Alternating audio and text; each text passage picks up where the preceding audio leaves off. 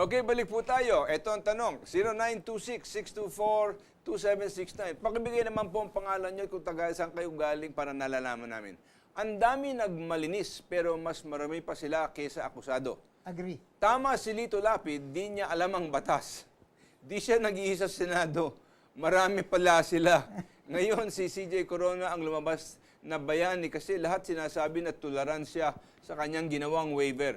Pinatunayan lang ng Senate and Congress na marami pala bobo at liars. Well, let's not get into extremes about what we want to call them. Because we might be charged with libel. And besides, why is it not included? The headline of the Inquirer today, that the President is not willing to issue a waiver. Sabi niya, hindi naman ako akusado. But hindi niya naintindihan, it's not a matter of akusado ka o hindi. It is setting the example na mahalaga. From 0920-967-5898, Alex Leonor of Quezon Province, the way prosecution prepare and present its case is a shame to the legal system. The end does not justify the means. That sounds like a familiar statement that we often make in this program. You know, yung sinasabi natin, ang proseso kailangan igalang at gawin sa tamang paraan. Hindi komot ang gusto mong layunin, akala mo mabuti, na maski na baluktot at maski na paano mong ngayon susubukang matamoy yung iyong objective, ay tama, ay mabuti para sa bansa. May term si Senator Fulbright dyan. That's arrogance of power.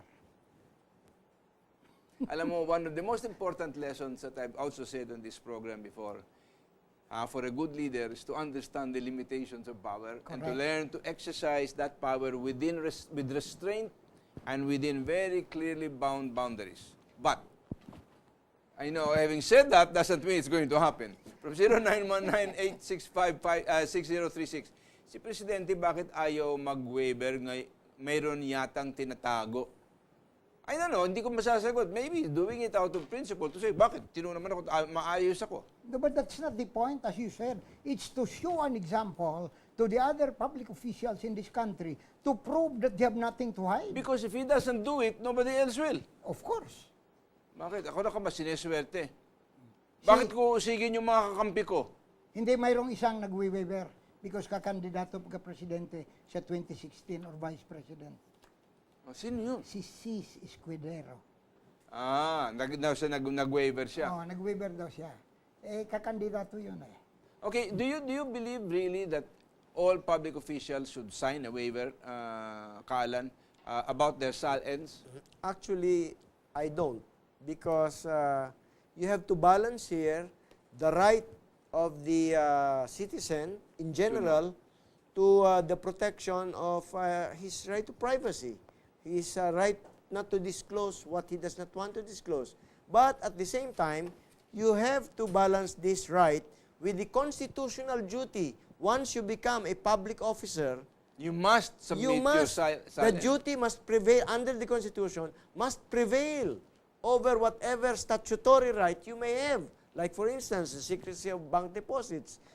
This applies to the ordinary citizens, but it cannot absolutely apply to the government officials whose public office is a matter of public trust. But this is what I was asking you. Is this not one subject of legislation that can say, all right, all of these protective provisions are fine, but when it comes to public officials, they must waive it? No, you don't need to amend the Constitution or pass a law, as Alan has stated, because under Section 17 of Article 11 and Section 1 of Article 11, it's clear, the provision, that these people are accountable to the people, that they must act with integrity, honesty, and justice.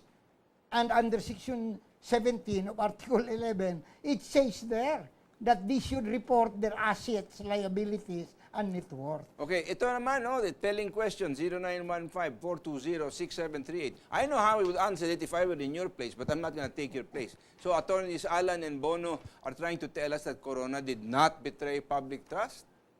No, I'm not too sure that's the issue. That's not the issue because, as we said, we should look at the impeachment process in two ways. Errors of judgment and errors of jurisdiction. We are not talking about how the senators decided it. Or how Corona decided to do with his life. Yes, either. The proceedings, the evidence, we're not talking about it. We're talking about, in our petition, the issue of jurisdiction, whether there was compliance with the constitutional requirements or not. Why? Because in law school, we teach our students that what is important is not conviction or acquittal, but how the respect of the process. how the process was observed. I think that is such an important point that it bears repetition. And I think I can now speak for both Bono and Kaalan. Hindi question po ito na dapat na guilty ba o hindi.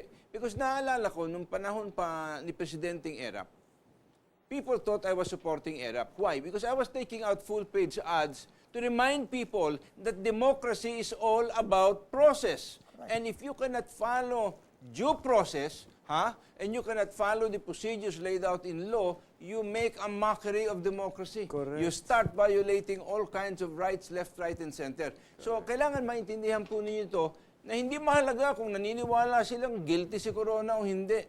Being legal experts and with fine legal minds, ang hinahabol nila dito, nayuyurakan ba ang demokrasya at sapat bang gawin itong shortcut sa procedure para makakuha ng conviction? Yun ang sinasabi natin, the end justifying the means. Gusto mong makonvict ito, ang gusto mo ngayon, maski na papanong paraan, basta makonvict. Correct. Yun yung tinuturo sa law school, yung hindi tama yung might is right. Hindi, dapat right is might. Hindi yung kaya mong gawin, gagawin mo. Hindi. Hindi dahil kaya mong nakawin, na nakawin mo. Hindi. Ang inuutos ng rule of law, kung ano yung dapat mong gawin, yun ang gawin mo. Hindi yung kung ano lang kaya o hindi mo kayang gawin. The clear illustration here about arrogance and abuse of power is the statement of the Senate that they will not obey the decision of the Supreme Court. Hindi ba? Okay. Well, maybe that was just said to try to discourage them. Because alam mo, kung minsan dito, astahan ng astahan, pero hindi naman yun ang gagawin in the end pagka nagkatuloy yan. For media purposes. Maybe. 0919-691-7734. Nards Romero of Angeles City. Kare, last Sunday, May 27, 2012, at Lawrence Place, according to reports, JEPE proposed to the group to vote as a block voting to convict Corona. Sensing some resistance first, Jinggoy, Soto, and Loren, the three were said to be originally for CJ acquittal. JP is mad, saying, what is the use of this meeting if we cannot convict Corona? He explained their benefits from knowing that graduating senators will be given high government posts and 200% campaign fund for electionist senators, as well as their sons and daughters who will run for senators and congressmen and mayors. One of the most targeted is Bongbong, but to this young man's credit, he remained unwavering in support for CJ to the end. Habang tumatanda si JP, lalong tumapang ang kamandag. But the action here that was taken by one of the oppositors here, sa akin, is not a matter, he stood on his conscience. That was a real conscience vote, but it was a vote that was para bagang naka-fence within legal parameters about what may be permissible under law. Alam mo, Ray, gusto kong malaman kung totoo ba yung sinasabi sa text ngayon. Because kung totoo, and the person who sent that should swear to that under oath, some people will be in serious trouble. They should be in serious trouble if what is stated in the text is true. Hindi ipalaganap yung klaseng istorya kung hindi totoo. That's why I challenge that person who sent the text to place that under oath. And then, we will help him secure justice. Hindi, alam mo naman dito madalas balita lang nadidinig natin eh. It's only hearsay, no? It's not something that can be said, ito nga talagang pero nangyari. Pero kami nga si Alan eh. Under oath namin yung petition eh. Sinasabi namin ang aming nalalaman. We risk everything. The anger of Malacanang, the anger of the other institutions. Because the important thing here is, does the Constitution still operate? Does the rule of law in this country Is the rule of law still alive or is it yes. half dead? It's not really Corona or anybody else. It's the rule of law and the Constitution. Okay, from 0926-624-2769. Iba na ang batas ni Pinoy at mga kakampi niya. Hindi nag-iisa si Lito Lapid sa walang alam sa batas. 3 senador lang nakakaalam sa totoong batas.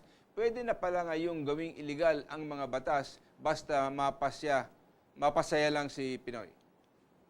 Well, I don't know. That's a comment, and I don't know whether it Lapid, deserves comment. sabi niya, hindi niya alam ang batas. Hindi niya alam ang saligang batas. Hindi niya alam ang rule of evidence. Siya sana, kung ginagamit niya yung utak niya, he should have abstained. Ang tama yung sinasabi ng tao. Since maraming sa Senado na katulad ni Lito Lapid, they should have abstained.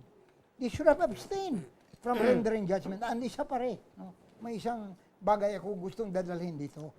The defense panel did not do their jobs very well. One, under Section 1 of Rule 137 of the Rules of Court, there are 3 judges who cannot be judges under the rules. Why? Enrile has a son who is a complainant. That's prohibited by the first paragraph of Section 1, Rule 137. Angara had a son who was one of the complainants. They tried to impeach, they tried to disqualify Angara. Who tried to disqualify? Cuevas. No, they did not file a proper motion. But they openly said it in court, no? They should have filed the correct motion.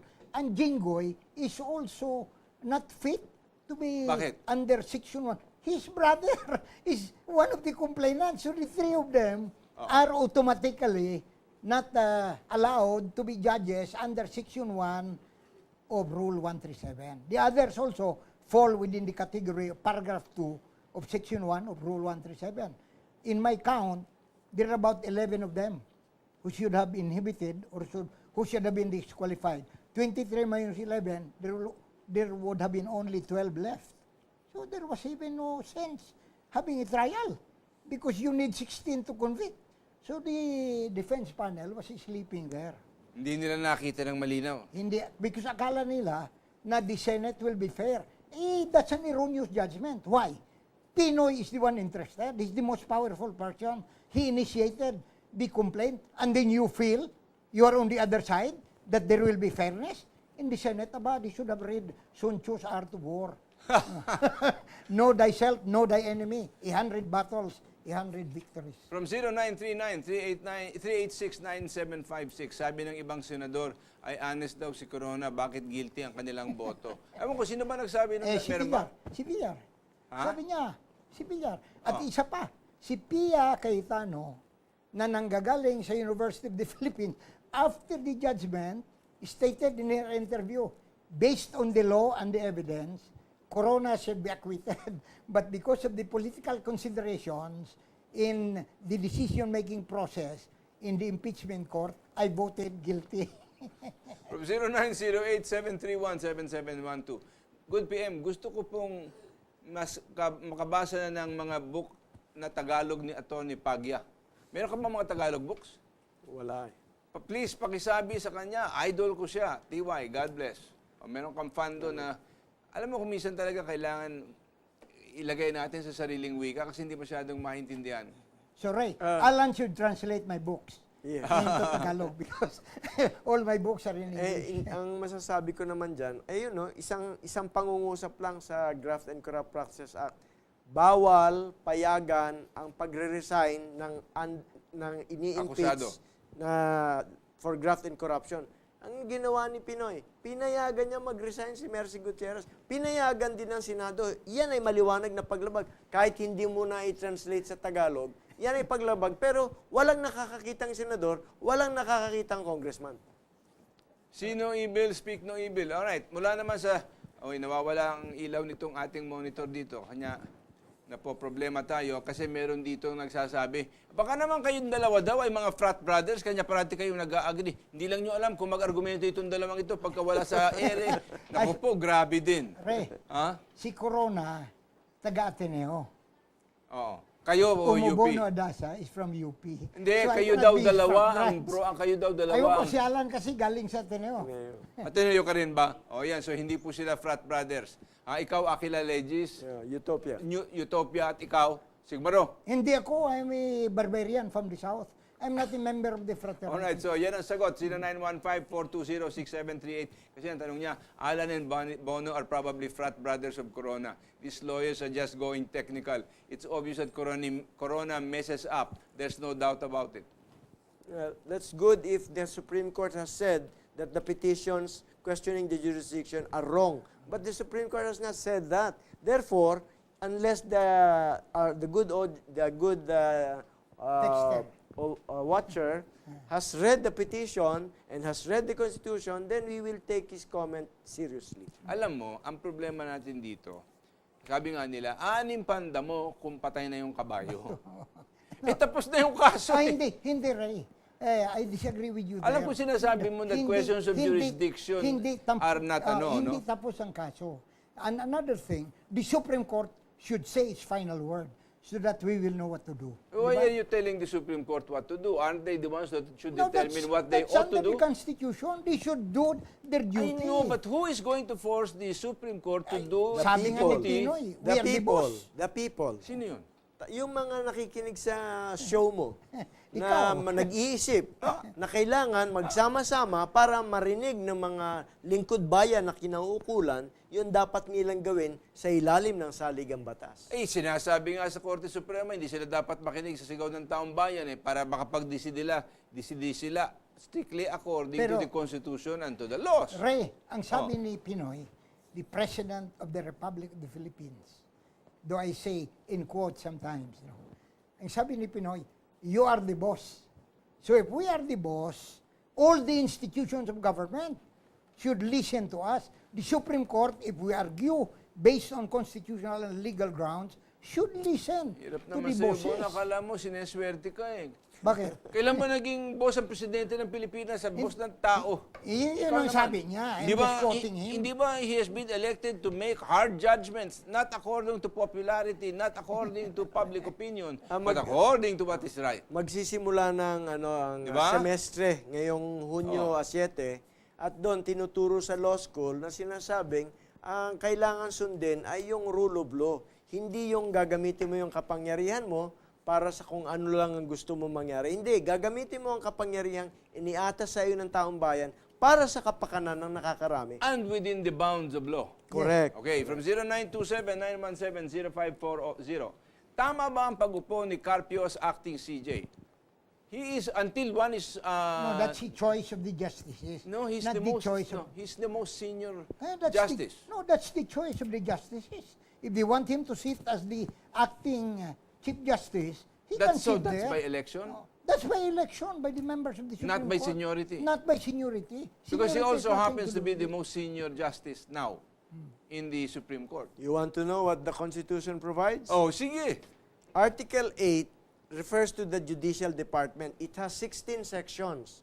It says that the President shall appoint the 15 members, but there is no provision that says the President shall appoint the Chief Justice. Therefore, what Attorney Adasa is saying is that there should be clarification using statutory construction or constitutional construction where you examine similar instances. Like, for instance, the Supreme Court is a collegial body of 15 members. So, you check the other collegial bodies, like the Senate, 24. How do they elect their leader? It's not the President who appoints the Senate President. They elect from among themselves. The same thing with the House of Representatives. Their leader is the Speaker. He is not appointed by the President. They elect from among themselves. Therefore, it stands to reason that the justices have to choose among themselves who will be the Chief Justice. So in other words, what's the Judicial Bar Council for? If they try to get 5 candidates for judicial positions, who do they submit that to? Why do they submit it to the President? For the members, but not the Chief Justice, because the law is silent. You know what, Ray? They are following the President of the United States of America despite the absence of a provision in the Constitution.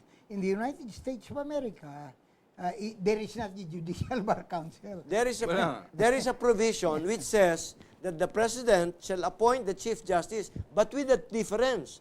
It must be with the consent of their Senate. Okay. 0939-633-1502. Sana po ituloy ni Atty. Adasa at ni Atty. Pagya ang pag-file ng motion. Kailangan maitama ang mali. Of course, tuloy sa Monday at 10:30 in the morning.